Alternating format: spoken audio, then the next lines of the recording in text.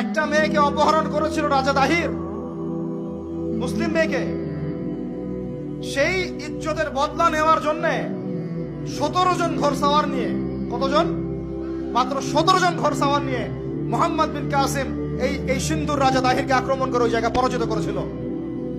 একটা মেয়েকে নিয়ে ঘটনা ঘটেছিল। আমাদের বোনের ইজ্জতের এত বড় দাম। একজন নারী, শোনেন, একজন নারী বনু কাইনুকার বাজারে গিয়েছিলেন তার প্রয়োজনে। ইহুদি তার শ্লীলতাহানি করেছে, তার সতর খুলে দিয়েছিল একজন ইহুদি। এটা দেখে একজন মুসলিম ভাই সেখানে থাকতে না পারে ওই ইহুদির গর্দান নামিয়ে দেয়।